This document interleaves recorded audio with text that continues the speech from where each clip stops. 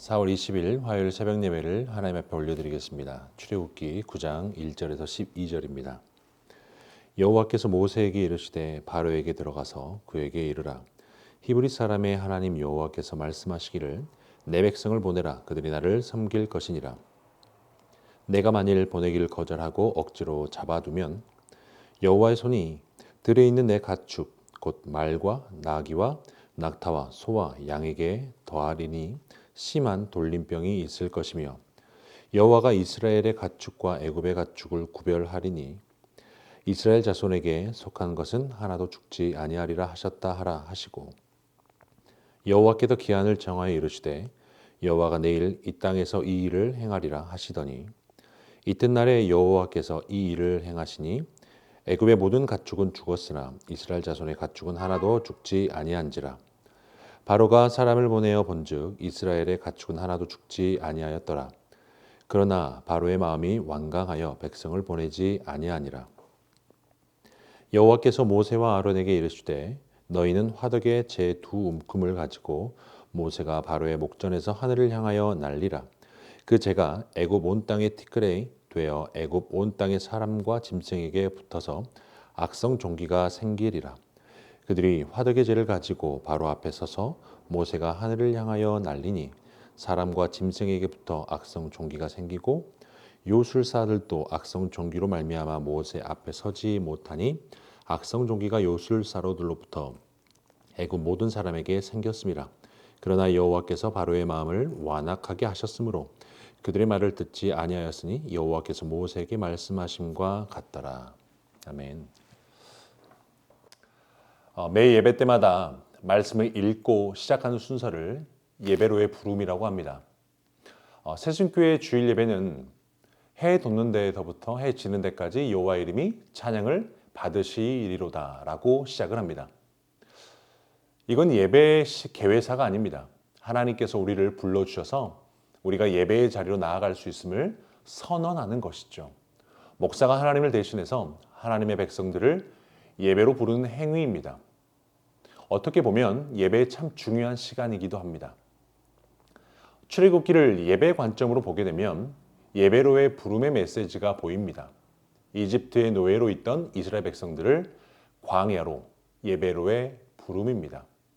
하나님은 나의 백성이 나에게 예배한다는 중요한 목적을 가지고 말씀을 하시죠. 9장 1절에 보면 여호와께서 모세에게 이르시되 바로에게 들어가서 그에게 이르라. 히브리 사람의 하나님 여호와께서 말씀하시기를 내 백성을 보내라. 그들이 나를 섬길 것이니라. 너의 백성이 아니라 나의 백성을 내놓으라고 하십니다. 나의 백성은 하나님께 예배하도록 하기 위해서 이제 다섯 번째 재앙을 말씀하셨던 것이죠. 3절에 보니까요. 여호와의 손이 들에 있는 내 가축 곧 말과 나귀와 낙타와 소와 양에게 더하리니 심한 돌림병이 있을 것이며 다섯 번째 재앙은 애굽의 가축들이 독한 전염병에 걸려서 죽어가는 재앙입니다. 당시 애굽에서 가축은 다양한 의미를 가지고 있었습니다. 먼저 가축은 애굽 백성의 신이고 재산이었습니다. 가축은 문화이자 운송수단이기도 했죠. 그래서 가축을 치는 것은 곧 애굽의 가장 중요한 신을 치는 것과 마찬가지였습니다. 역사적으로 하나님께 재앙을 당하고 있는 바로의 왕의 이름은 아멘호텝 2세입니다. 애굽의 벽화를 보면 아멘호텝 2세가 누워서 암소의 젖을 빨고 있는 그림이 있습니다. 암소는 그냥 암소가 아니고 암소의 신 하토르입니다. 왕이 신의 젖을 빤다는 것은 왕이 신의 아들이라는 의미이죠. 또한 황소는 나라의 온 재산을 지켜주는 신이었습니다. 이라는 신, 나라를 지키는 국방의 신은 황소의 신 아피스로 힘을 상징하죠. 그리고 양의 형상을 하고 나일강을 상징하는 신 크놈이 있었습니다. 이처럼 모든 가축들을 형상화한 신이 애굽에 가득했습니다. 하나님은 단순히 가축을 치는 것이 아니라 가축의 신들을 치셨습니다. 하나님의 모든 생물의 주관자는 바로 하나님이라는 것을 선포하신 것이죠. 그동안 개구리 재앙, 이 재앙, 벼룩 재앙, 파리 재앙이 있었습니다. 그 재앙들은 생활에 치명적인 상처는 주는 것은 아니었죠. 하지만 가축에게 내려진 재앙은 조금 다른 성격을 가지고 있었습니다. 가축이 치명상을 입었다는 것은 재산이 하루아침에 모두 날아가 버렸다는 의미입니다. 애굽의 재앙은 자기 생명과 재산을 지킨다고 믿었던 신들이 죽어가는 재앙이죠. 그들에게는 문화, 자동차, 운송 수단이 박살나는 재앙이었습니다. 이번 재앙은 애굽의 백성들을 큰 충격과 참담함에 빠지게 만들었습니다. 하루아침에 모든 재산이 먼지가 되어 흩어지는 것을 목격했기 때문입니다. 하지만 하나님은 그들을 치면서도 또한 은혜를 베푸셨습니다. 애굽의 가축을 치겠다고 하셨지만 하루라는 기한을 주시죠. 9장 4절에서 5절 보니까요. 여호와가 이스라엘 가축과 애굽의 가축을 구별하리니 이스라엘 자손에게 속한 것은 하나도 죽지 아니하리라 하셨다 하라 하시고 여호와께서 기한을 정하여 이르시되 여호와가 내일 이 땅에서 이 일을 행하리라. 지금 당장 재앙을 내리시는 것이 아니라 그들에게 하루라는 시간을 주신 것입니다. 하나님이 유일하신 창조주임을 믿는다면, 전능하신 하나님이라는 것을 믿는다면, 하나님이 말씀하신 대로 이루시는 것을 우리는 믿는다면 이 하루 동안의 들판에 있는 가축들을 집으로 옮길 수 있는 은혜를 남겨놓으시는 것이죠. 3절에서도 들에 있는이라고 한다면 반대로 말하면 집에 들여놓으면 괜찮다는 의미이기도 합니다. 그런데 정작 애굽 백성들은 말씀대로 행하지 않았습니다. 그만큼 애굽 백성들이 완악하고 강팍했기 때문입니다. 만일 누군가가 그 얘기를 듣고 가축을 옮겼다면 다른 사람들이 비웃었을 것입니다. 그들은 우리의 신들의 말을 듣지 않고 이스라엘 백성의 신을 믿고 저렇게 가축을 옮긴다고 비아냥거렸겠죠.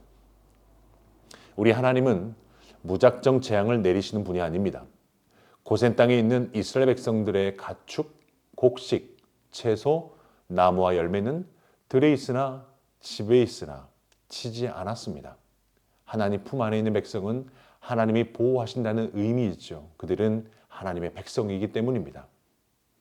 세상 소망이 다 사라지는 것 같고 나 홀로 고독과 아픔과 유리 멘탈로 흔들리는 상황에서도 우리 주님은 나의 백성을 지키시는 분이십니다. 자, 그리고 6번째 재앙은 악성 종기입니다. 8절과 9절 보니까 여호와께서 모세와 아론에게 이르시되 너희는 화덕에 제 두 움큼을 가지고 모세가 바로의 목전에서 하늘을 향하여 날리라. 그 재가 애굽 온 땅에 티끌이 되어 애굽 온 땅의 사람과 짐승에게 붙어서 악성 종기가 생기리라. 모세는 화덕에 가서 오른손, 왼손의 재를 한 움큼 쥐고 그것을 공중을 향해 뿌립니다. 두 움큼의 먼지 때문에 순식간에 애굽 천지가 먼지로 덮이게 되었습니다. 그 재에 접촉된 애굽의 모든 사람들, 모든 짐승들은 종기가 생겨 온몸이 가렵고 부르트고 찢겨서 극심한 고통을 당하게 됩니다. 그리고 요술로 재앙을 흉내내던 애굽의 마술사들도 종기 재앙을 맞이하고는 그 누구도 따라하지 못하게 됩니다. 그들은 모세 앞에도 백성들 앞에도 나타나지 못하죠. 11절 보니까요. 요술사들도 악성 종기로 말미암아 모세 앞에 서지 못하니 악성 종기가 요술사들로부터 애굽 모든 사람에게 생겼습니다. 요술사들은 그들의 몸에도 독한 종기가 퍼져서 고통스럽고 또한 부끄러운 마음에 모세와 백성들 앞에 나서지 못했을 것입니다. 요술사들은 예방의 신 세커먼트를 믿고 있었는데 그 신도 힘을 쓰지 못합니다. 병든 자가 있으면 치료의 신 수누, 그 치료의 신이 고친다고 믿었지만 그 신도 침묵합니다. 요술사들은 다른 사람의 문제를 자신의 신을 의지해서 해결해 주었던 사람들입니다. 결국 요술사들은 자기 몸에 생긴 문제도 하나 해결하지 못할 능력이 없음을 인정해야 했습니다. 우리 인생에 작은 파도라면 경험 많은 뱃사람의 도움으로 피할 수 있을 것입니다. 하지만 쓰나미가 덮이면 누가 우리를 도울 수 있을까요? 시편 146편 3절을 보면 귀인들을 의지하지 말며 도울 힘이 없는 인생도 의지하지 말라라고 말씀합니다. 극한 상황에서 모든 환난에서 피할 길은 오직 하나님밖에 없습니다. 주님께로 가는 것밖에 없습니다. 오직 예수만이 길이요 진리요 생명이기 때문입니다. 한계 앞에 섰을 때 사람이 아닌 하나님께 의지할 수 있는 여러분 되기를 축복합니다. 우리 주님은 환난 날에 주님을 찾으면 만나 주시는 분이기 때문입니다. 마태복음 7장 7절에서도 구하라 그리하면 너희에게 주실 것이요 찾으라 그리하면 찾아낼 것이요 문을 두드리라 그러면 너희에게 열릴 것이니라고 말씀합니다. 나 좀 도와주세요 하고 1000번을 울고 10,000번을 울어도 도울 능력이 있는 분은 오직 하나님밖에 없습니다. 왜냐하면 여러분은 하나님의 자녀이기 때문입니다. 시편 50편 15편 5절에 환난 날에 나를 부르라 내가 너를 건지리니 내가 나를 영화롭게 하리라. 우리 말씀 붙들고 함께 기도하겠습니다. 우리 신앙이 사람을 의지하지 않고 하나님을 의지하여 하나님만 바라는 삶이 되게 하옵소서. 상황이 여의치 않은 요즘 성도들의 가정을 지켜주시고 자녀들을 돌봐주시고 건강과 신앙과 삶의 은혜를 베풀어 주옵소서. 합심하여 기도하겠습니다.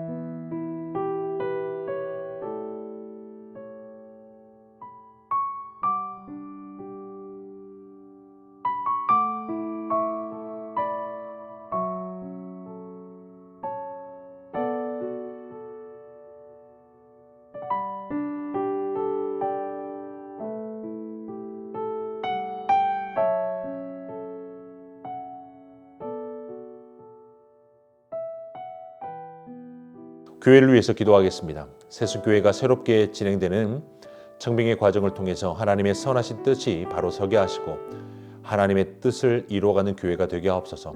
공동회의까지 일정 가운데 하나님께서 간섭하여 주시고 준비하는 모든 과정 가운데 하나님의 영광을 보게 주옵소서. 공동회의를 위한 기도회 가운데 한 하나님 안에서 한 뜻과 한 마음을 갖게 하옵소서. 합심하여 기도합니다.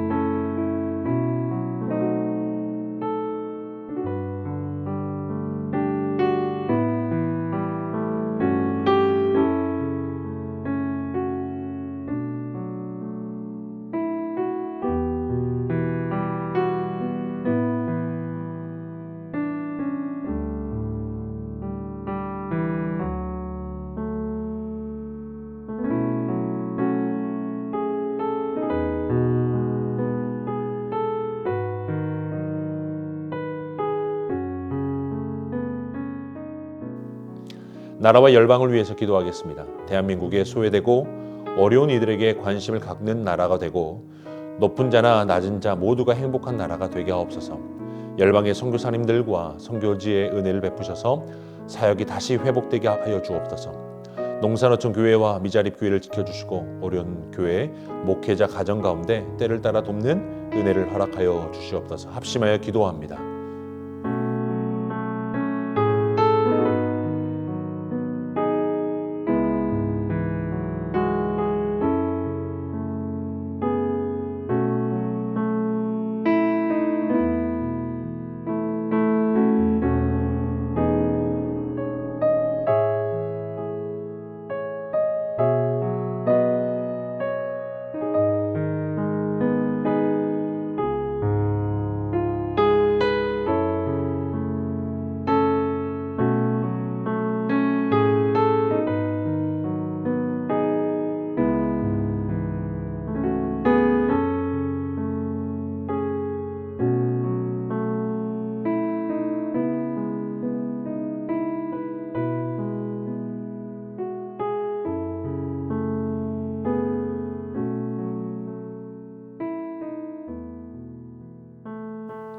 탄자니아 조병원 선교사님, 허선옥 선교사님을 위해서 기도하겠습니다.